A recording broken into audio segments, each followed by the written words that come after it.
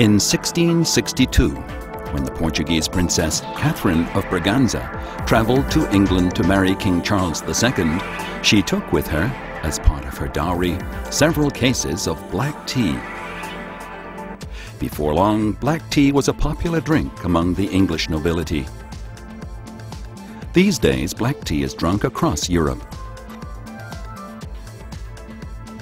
A cup of richly flavored black tea is pleasant to the taste and good for the health, with particular benefits for the stomach.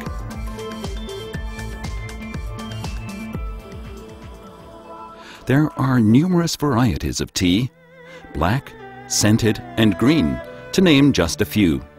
They vary in their flavor and produce different effects on the human body. The mountainous regions of Yunnan province produce a special kind of tea, puer. It has given rise to a local custom still prevalent today of picking new tea, drinking old tea. This refers to a practice unique for puer tea of aging the leaves in storage so as to obtain the unique flavor.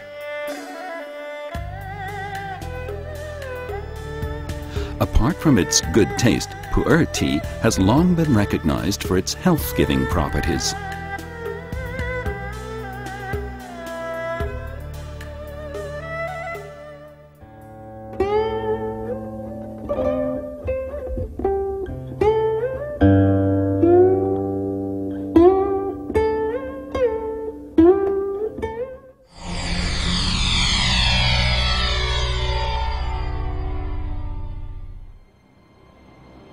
In 225 AD, when China was divided into three kingdoms, Wei, Shu, and Wu, Prime Minister of Shu, Zhuge Liang, led a southern campaign to Yunnan.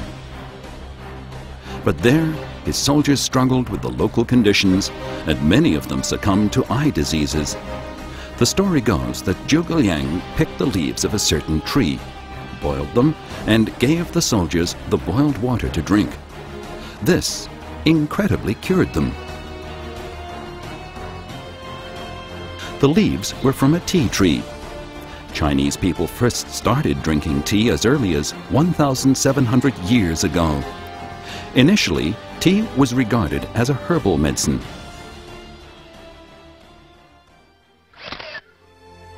Yunnan is considered the home of the tea tree. It's here that the puer tea trees grow. Puer tea is cherished by a certain group of people living in another part of China who drink it for its health-giving properties. In Tibet, there's an old saying, "Better 3 days without food than a day without tea."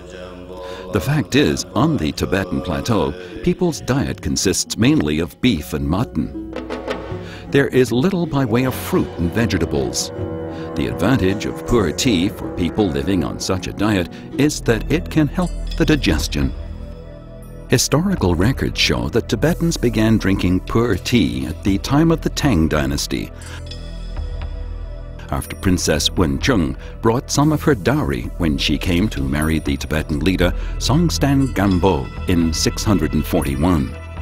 Before long, drinking tea had become popular all across Tibet's social strata. However, puer tea wasn't grown in Tibet. It had to be obtained through trade in exchange for Tibetan horses and medicines. As a result, the famous tea and horse trail was opened up over the mountains between Yunnan and Tibet. For a time, tens of thousands of horses would cross the mountains from Tibet to Yunnan every year.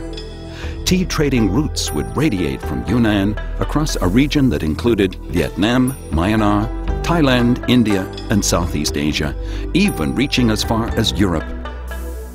Puer tea, it could be said, bridged the civilizations of East and West.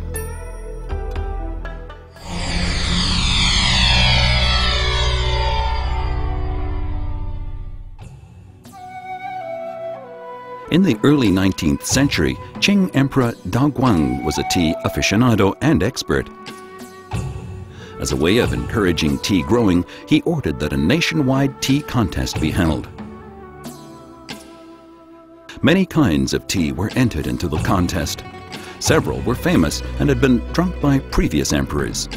As for the black tea brought by a young man named Qu Xinlai, a tea trader from the town of Yiwu in Yunnan province, it attracted little attention to begin with. However, Emperor Daoguang tasted the pu'er tea and liked it so much that he chose it there and then to be a tribute tea. He even wrote 4 characters, meaning divine tribute to the kingdom of heaven. He ordered officials of his household to have the characters inscribed on a plaque, which they would take to Yunnan to present to the Qu family. Thus, pu'er tea was granted the highest possible imperial recognition. 当时呢，道光皇帝品了车顺号的茶品以后啊，就龙颜大悦嘛，就汤清纯，味厚艳，沁心脾，回甘酒，乃民中之瑞品也。然后呢，就亲书成匾，瑞贡天草。 Before long, drinking pu'er tea was fashionable at the Qing imperial court and among the nobility. The emperor also gave the tea as a gift to visiting overseas envoys. The fashion of drinking pu'er tea among the elite was soon being copied by the common people.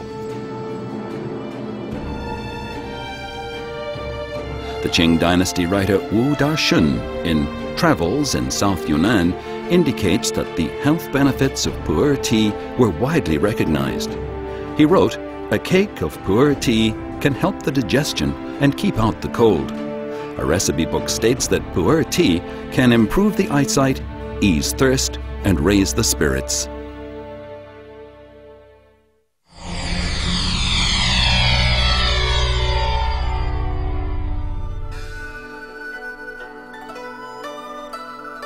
Modern medicine has confirmed that the health benefits ascribed to pu'er tea in the past are based on sound scientific principles.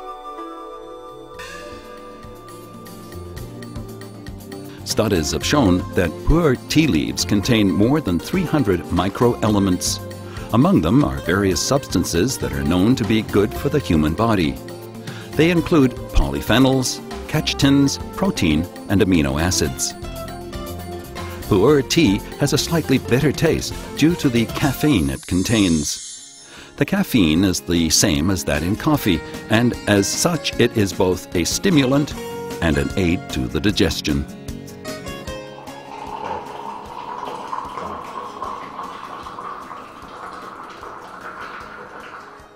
More than 60% of the nutrients in the tea dissolve within 5 minutes in boiling water. Therefore, drinking the tea not only quenches the thirst, but also promotes good health. Medical effects and unique tastes of pu'er tea come from the aging process. Among the hundreds of different tea varieties in China, only pu'er tea is mellowed by aging. Its quality is improved by the